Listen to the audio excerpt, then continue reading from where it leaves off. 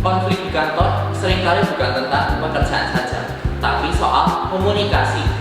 Buku yang ada di tanganku ini berjudul Relationship at Work, membangun hubungan harmonis dalam bisnis, yang menawarkan panduan praktis supaya drama kantor berkurang dan karir makin naik. Tapi sebelum kita bedah tentang buku ini, kita harus tahu nih siapa penulisnya, kredibilitas penulisnya itu seperti apa sih.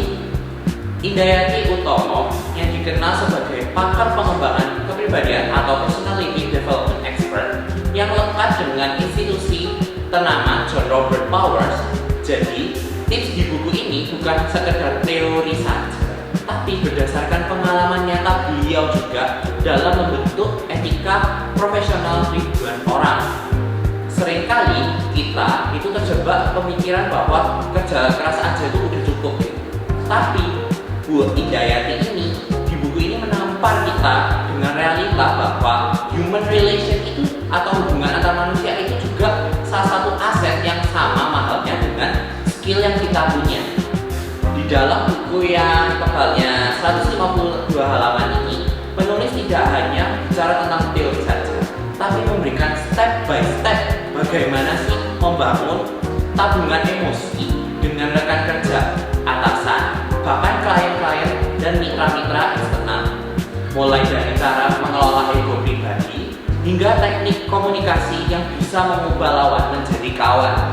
Nah, selain ilmu komunikasi yang ditonjolkan, di sini juga ada ilmu tentang psikologi manusia juga ditampilkan dalam buku ini, di mana kita sebagai pembaca dibawa untuk menggambarkan suasana ketika kita sedang bekerja dan bagaimana sih cara kita menghadapi jika ada persoalan-persoalan di dunia kerja secara profesional.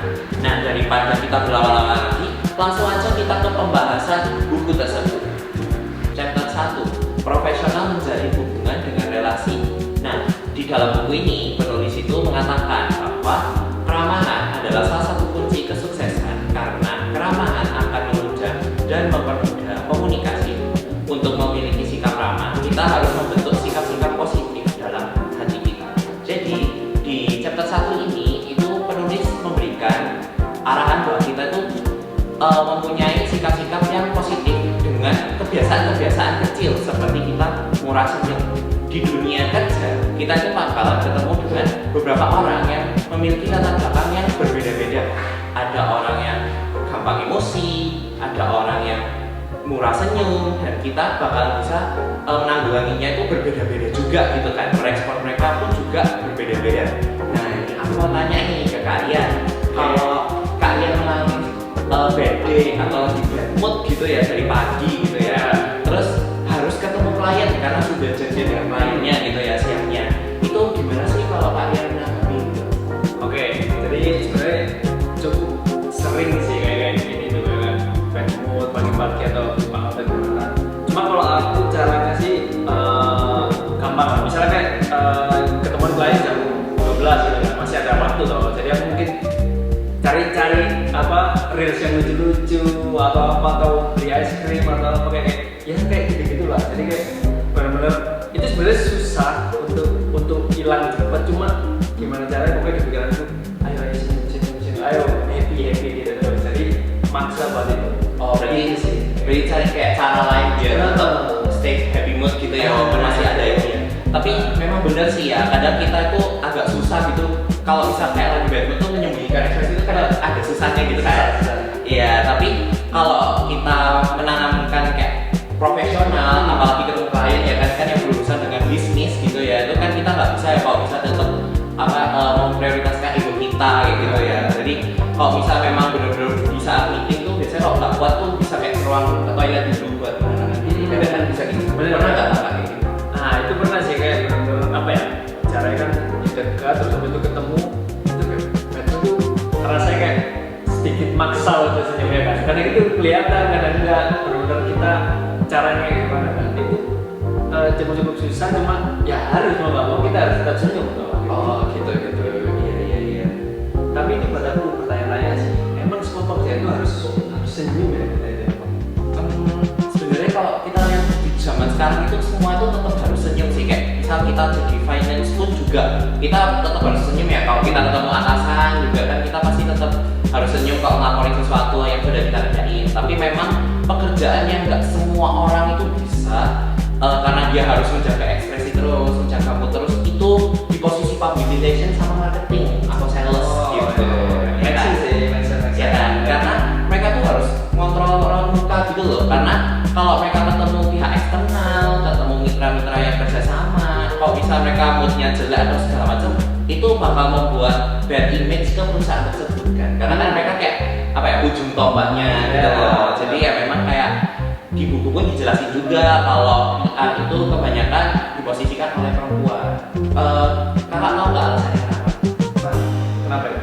Nah, oke.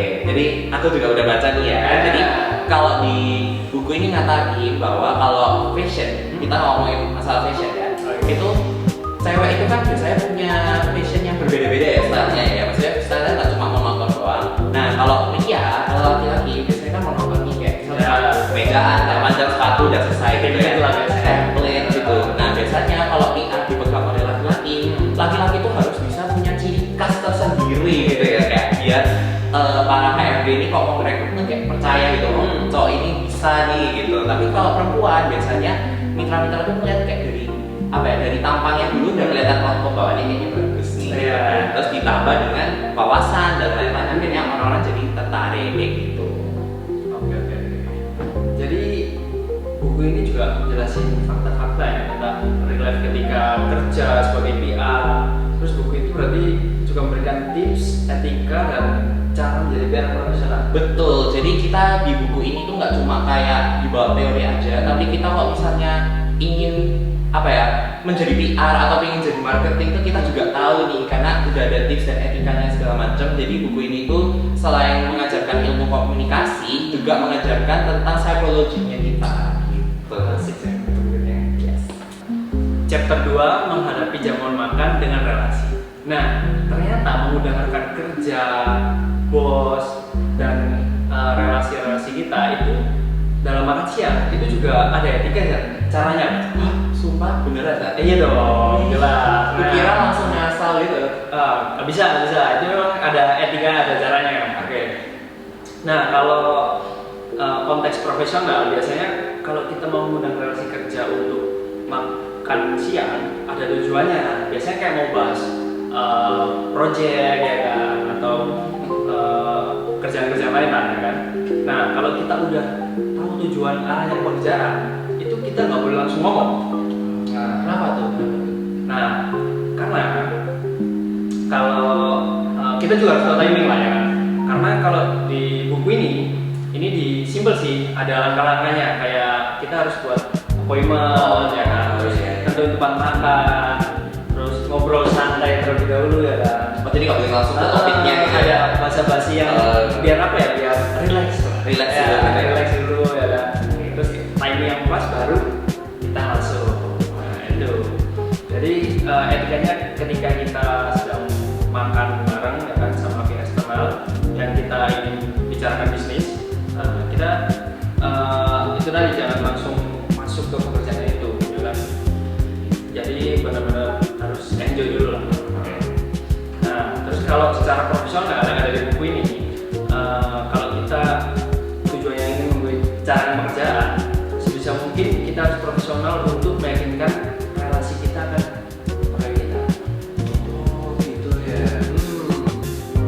Aku kira tuh kalau misalnya kayak undang makan tuh ya udah tinggal kayak undang makan aja. Terus kalau bisa mau bahas tentang apa project ya udah kita mau bahas langsung gitu ya. Oh enggak ya? Enggak, kita harus benar-benar bikin relasi kita atau bos kita itu benar-benar nyaman dulu. Deket dulu gitu ya.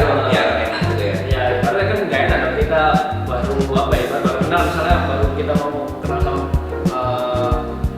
Orangnya klien kita kan nggak mungkin langsung tiba-tiba sama kenal pada dulu gini ya. langsung gitu Kan nggak enak dong. Iya, etika ya. Etika, enjoy dulu. Oke sih. Oke. Chapter 3, profesional berrelasi dengan orang yang berbeda budaya dan keyakinan. Nah, chapter ini yang biasanya mengundang pro kontra nih. Karena di buku ini menjelaskan tentang berrelasi dengan orang Cina dari Timur Tengah. Oke. Nah, ini sebelum lanjut nih, ini kan cerita menarik nih. Ya. Aku ada pengalaman yang cukup unik lah ya. Jadi gini, waktu itu sih aku pernah ketemuan dengan jatuhnya apa ya, relasi kan aku ada kerjasama sama ini nih brand lampu. Nah yang punya ownernya tuh orang Cina. Nah kita janjian itu waktu itu jam berapa ya? Jam 15.30 kalau nggak salah. 15.30. Terus itu aku kaget, aku pikir kayak mungkin ada aturan-aturan. Biasanya kita kan apalagi anak muda kan sering banget kayak gini, ada aturan-aturan 10 menit, 20 menit gitu kan. Ternyata kalau ini, nah itu sebelum 15.30 udah di tempat. Jadi 15.20 lah kalau nggak salah. 20 udah sebelum udah di tempat. Sampai online mana deh ternyata, malah lebih dari itu dari online. Itu sih, itu yang aku kaget sih kalau dari yang budaya orang Cina ya gitu. Ya gila emang. Tapi bener sih, di buku juga menjelaskan bagaimana waktu itu memang aset bagi orang Cina atau Tionghoa karena mereka ini gak suka kalau telat-telat itu. Mungkin mereka sudah ada tempat lain kan ya. Nah kalau mereka telat itu menghadiri sebuah rapat, aduh mereka itu biasanya bakalan ngabarin kita jauh-jauh hari sih supaya kita gak juga nunggu lama-lama gitu. Oke, tapi ada filosofi yang dikatakan dalam buku ini itu kalau ingin sukses berbisnis dengan orang Cina, kita harus mengetahui filosofi orang Cina. Minimal kita tahu bahasanya sedikit. Satu hal yang tidak boleh lupa, kalau berada di Cina, jadilah orang Cina. Oke.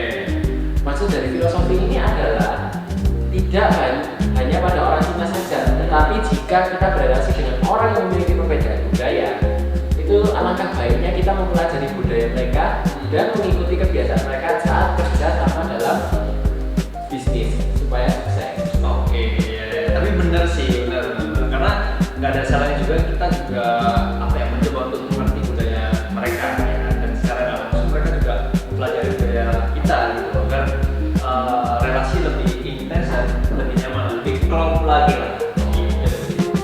Jadi di chapter 3 ini kita sebagai pembaca itu dibawa untuk mengerti bagaimana cara berrelasi dengan orang budaya Tionghoa dan Timur Tengah, budaya mereka dalam bekerja serta pemberian buah tangan yang tepat untuk mereka. Chapter 4, profesional berinteraksi dengan lingkungan kantor dan tempat tinggal. Nah, chapter ini tuh banyak sekali cabang yang dibahas ya guys ya.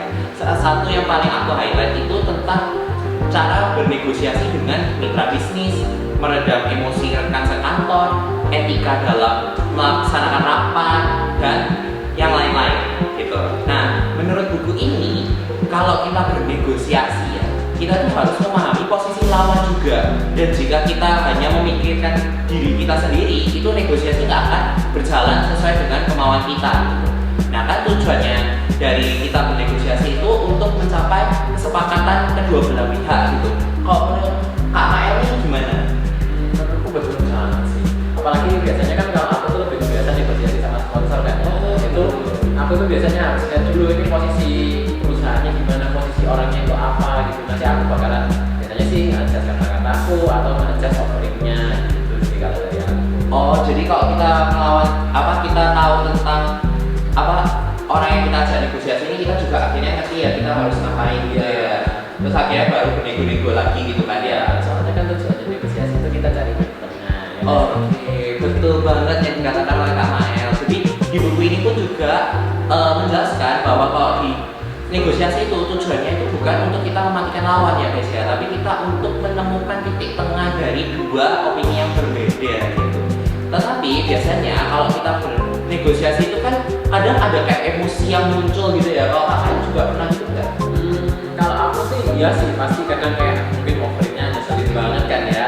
Tapi aku nggak pernah nunjukin sih, karena itu kan ya juga bisa aja sih. Oke, jadi kalau misalnya waktu bernegosiasi ini terus misal ada emosi yang sulit nih, biasanya Kak Mael ngapain nih? Kalau secara konteks profesional ya gitu ya. Mungkin kalau aku sih mungkin juga sama dia, mungkin untuk menenangkan diri sebentar aja gitu. Nah, itu juga bisa nih buat meredam emosi juga. Kalau kita emosinya mau muncul nih, kita tuh juga bisa kontrol kayak tadi caranya Kak Mael, kayak bisa ke toilet untuk menenangkan diri gitu. Kalau misalnya memang emosinya yang sangat gak bisa dikontrol gitu, mungkin bisa kita kayak diskusikan kembali lagi, kita ada next meeting lagi, itu juga boleh ya Kak Mael ya? Boleh. Nah itu juga sering terjadi kalau misalnya kita kayak negosiasi sponsor contohnya kayak gitu.